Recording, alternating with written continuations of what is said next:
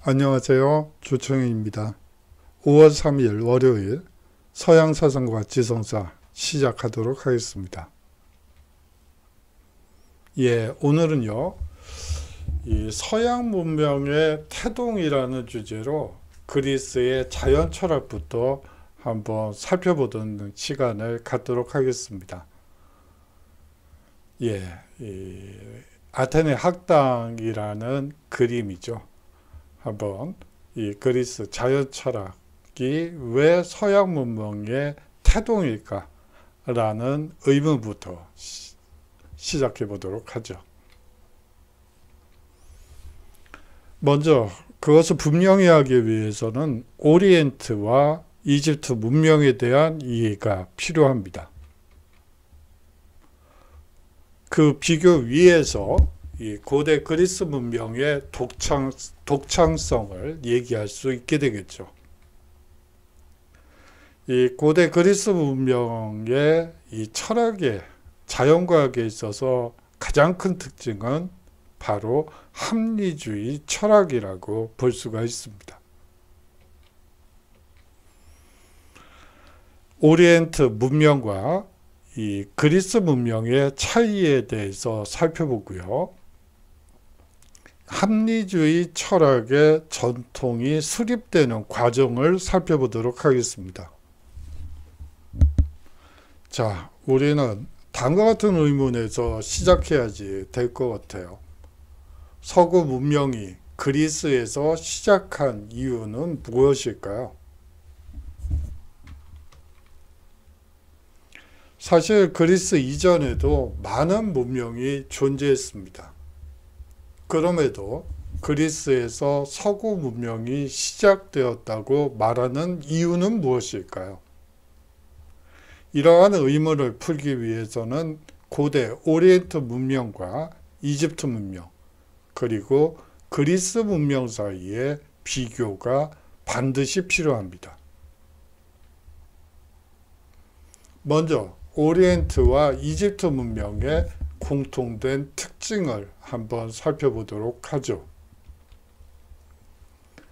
나일강과 티그리스, 유프라테스 강을 다스리면서 함무라비 법전, 길가메시 서사시, 사자이서, 그리고 피라미드 등등 불멸의 문화유산을 남긴 것이 사실상 오리엔트 문명이라고 볼 수가 있습니다. 아주 중요한 이 문화유산들이죠. 오리엔트 문명권의 문화유산을 살펴보면요. 그 기저에 깔린 한 가지 핵심적인 골자가 있습니다. 그 골자는요. 절대적인 권력을 지니는 신에 대한 믿음이라고 볼 수가 있죠. 인간은 그 신 앞에서 정말 나약한 존재였습니다. 이집트에서 왕이 절대적인 권력을 휘두를 수 있었던 것도 그가 곧바로 신이라고 추앙되었기 때문이죠. 신들은 변덕을 부리며 자기 마음대로 사람들을 지배했습니다. 인간의 존재는 그 앞에서 정말 위태롭고 왜소한 존재에 불과했던 것입니다.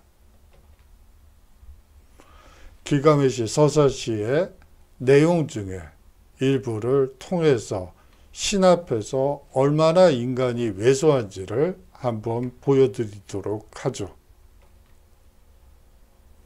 신들은요, 사람들이 아이를 많이 낳아 아이들 우는 소리가 시끄러워지자 화가 나서 인류를 몰살시키기로 결정합니다. 그리고는 대홍수를 내리죠. 신들이 어느 정도 뉘우쳐서 우트나 피시팀이라는 한 가족만 살리기로 결정하죠. 그런데 그 가족이 선택된 이유는 그 가족이 착한 일을 했다거나 다른 특별한 이유 없이 단순히 신의 변덕에 의해 우연히 결정된 것이었습니다. 인간은 가장 착한 일만 하고 신을 충심으로 떠받든다고 할지라도 신은 그런 인간을 징벌하죠. 함무라비 법정과 같은 법을 따라야 하는 이유도 왕으로부터 나온 것이며 왕은 곧 신의 대리자이기 때문에 따라야 한다는 것이었습니다.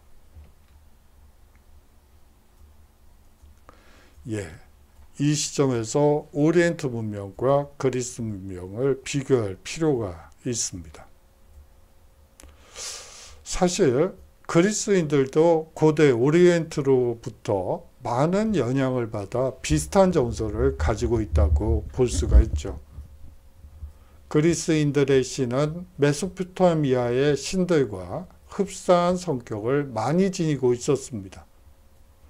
마법과 주술 역시 그리스인들의 생활 속에서 큰 비중을 차지하고 있었고요. 그리스의 법 역시 신들과 관련된 것이었습니다. 이 내용만 놓고 본다면 그리스인들은 이 고대 오리엔트의 사람들과 별로 다르지 않은 관념체계 속에서 생활하고 있었다고 볼 수 있겠죠. 그런데 이제 이 그리스 이오니아 식민지를 중심으로 해서 합리주의 철학이 나타나게 됩니다.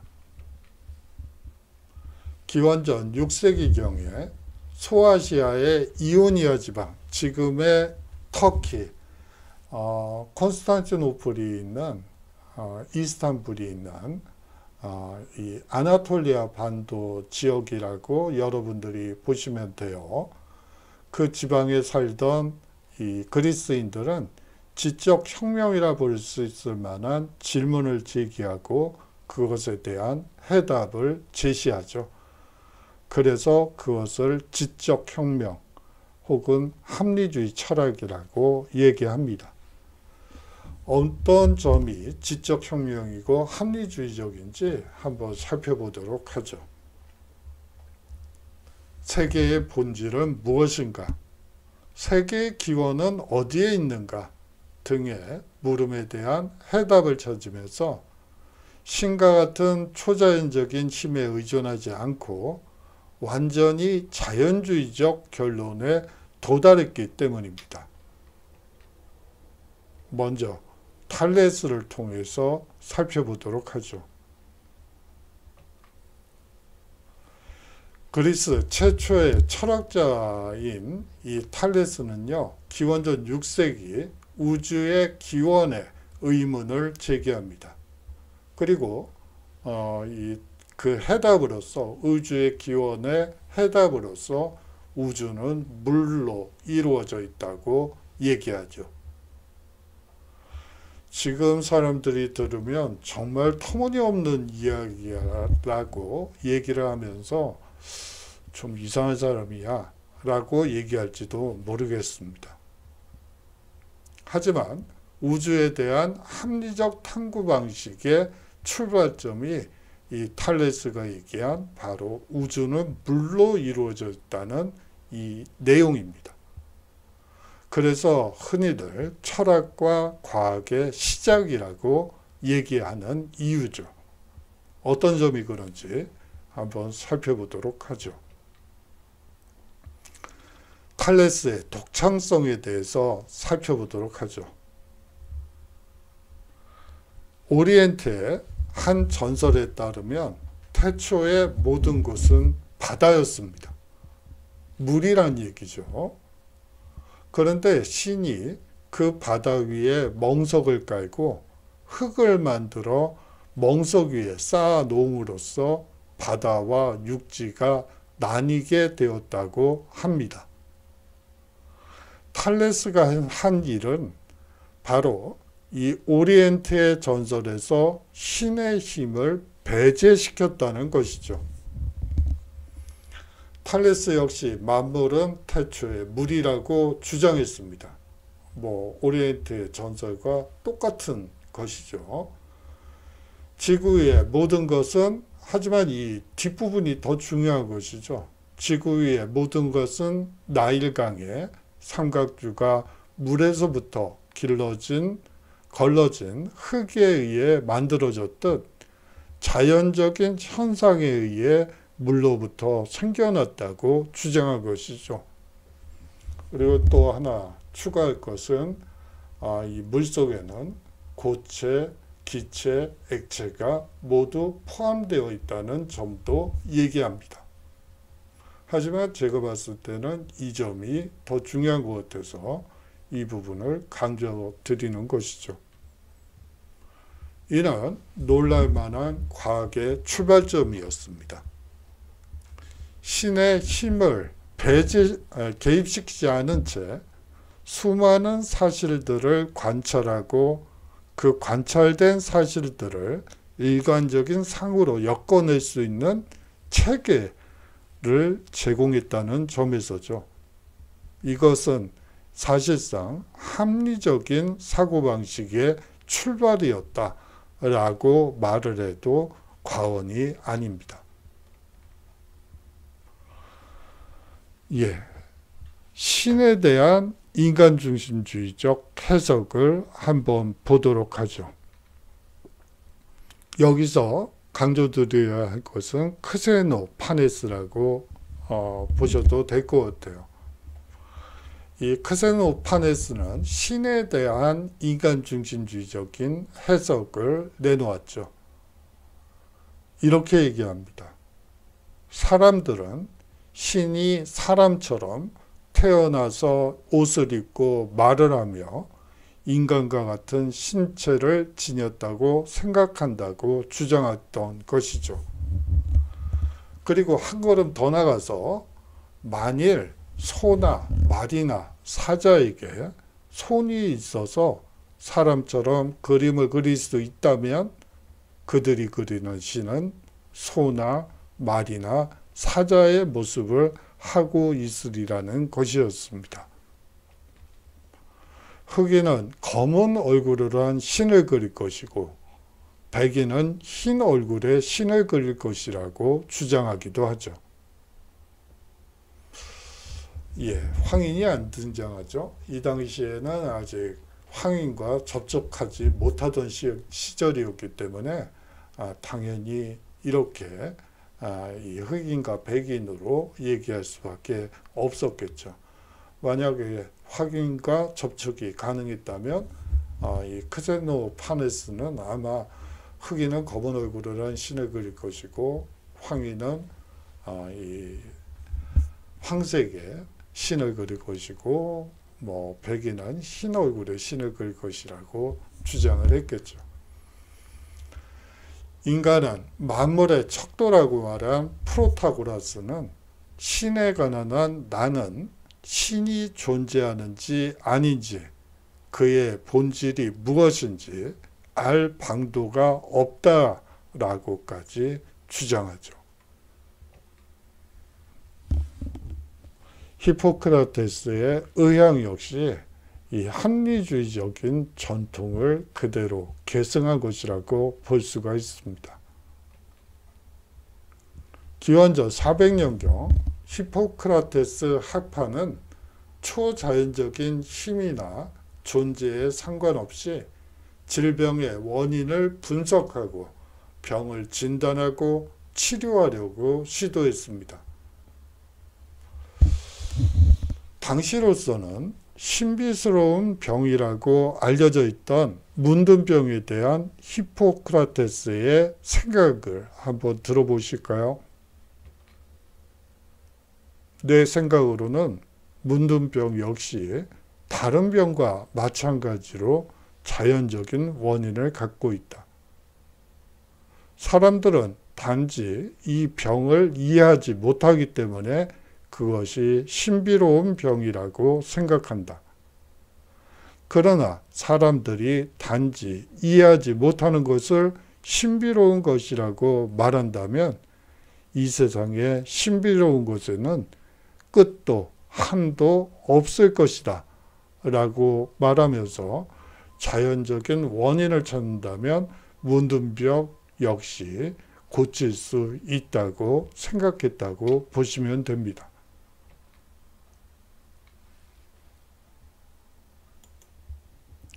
이 역사학자 투키디데스에 대해서도 말씀을 드려야 될 것 같아요. 물론 헤로도토스가 있긴 한데요. 이 헤로도토스보다는 이 투키디데스가 이 역사를 합리주의적으로 이 평가한 점이 훨씬 더 강하기 때문에 사실상 역사학의 아버지라고 불리고 있죠. 기원전 5세기 투키디데스는 역사를 움직이는 힘에 대해 설명한 바 있습니다. 그것은 인간의 본성이나 인간에게 주어진 기회라는 측면에서 인간 행위를 분석하는 이 합리주의적인 전통을 얘기합니다. 과학적인 역사서술을 확립함으로써 물론 역사학의 아버지를 이 헤로도토스로 얘기하는 사람도 있지만 이 경우에 따라서는 진정한 의미의 역사학의 아버지라고 부르는 사람들도 분명히 있습니다. 바로 인간의 본성이나 인간에게 주어진 기회라는 측면에서 이 인간 행위를 분석했기 때문이죠.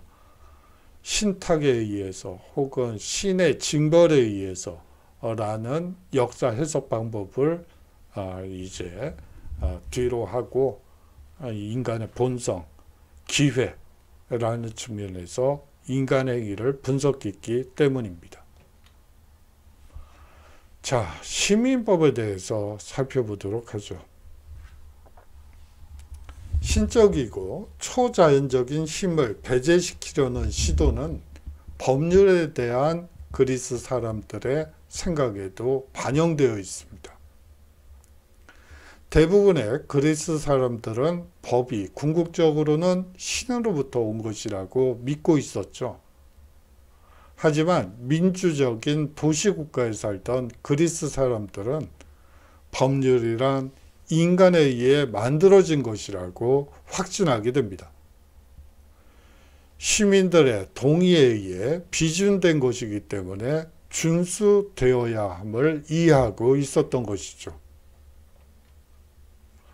기원전 4세기 정치가였던 데모스테네스는 다음과 같이 얘기합니다.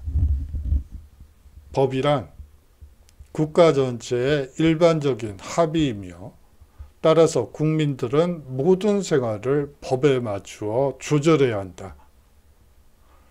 사실상 오늘날의 법 개념과 별반 다르지 않은 것이라고 볼 수가 있겠죠. 자, 한번 오늘 배운 내용을 정리해 보도록 하겠습니다.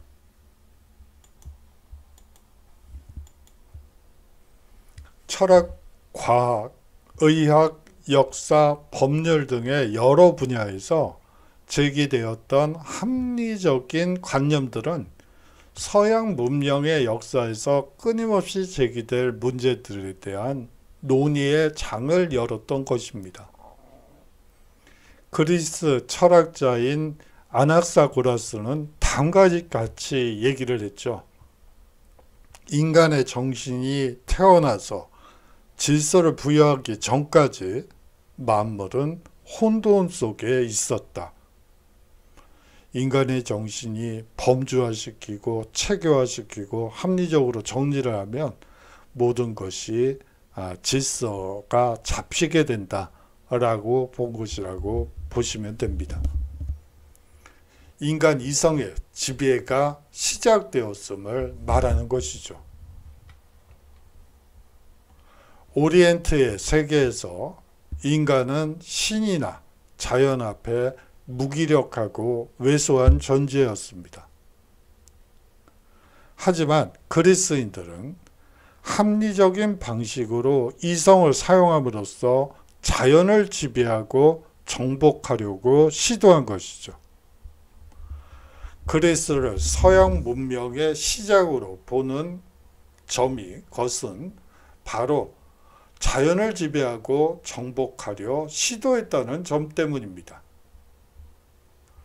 그것이 바로 그리스 사람들의 특징이라고 볼 수가 있겠죠. 예. 오늘의 과제를 한번 보도록 하죠. 그리스 문명의 독창성이 현대 정치, 경제, 사회에 미친 영향을 A4 한 페이지 이내로 써보는 건 어떨까 합니다. 그래요. 지금도 많은 영향을 이 고대 그리스로부터 받고 있다고 볼 수가 있습니다. 이 모든 학문들이 사실상 그리스 시기부터 시작된 학문들이 대부분이죠.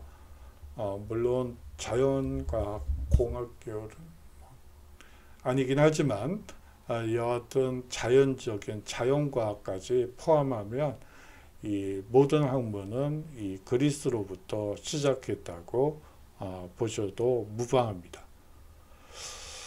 뭐 그것 이외에도 여러 가지가 있는데요. 그것을 한번 현대에 미친 영향을 중심으로 A4 한 페이지 이내로 써보시면 어떨까 해서 한번 가지고 왔습니다. 그런데 지금 생각해 보니까 이미 지금 10주차죠. 저번 주에 과제를 여러분들께 드렸던 것 같아요. 그래서 이 과제는 내지 않아야지 되겠군요. 이제 다음 주에 주차 과제는 격주차 과제는 드리도록 하고요. 요번 과제는 내지 않으셔도 됩니다. 아울러서 이제 중간고사 대체 과제는 과제를 만들어 놨으니까 이제 좀 정리를 하셔서 좀 철자 틀린 것들도 그냥 올리시는 분들이 있더라고요. 다시 한번 읽어보시고 이 문맥이 맞지 않다거나 아니면 좀 추가할 내용이 있는데 추가할 내용이 보이죠. 자꾸 이제 읽다 보면요. 그렇게 좀 완성도 있게 제출해 주시면 고맙겠다는 말씀을 드리겠습니다.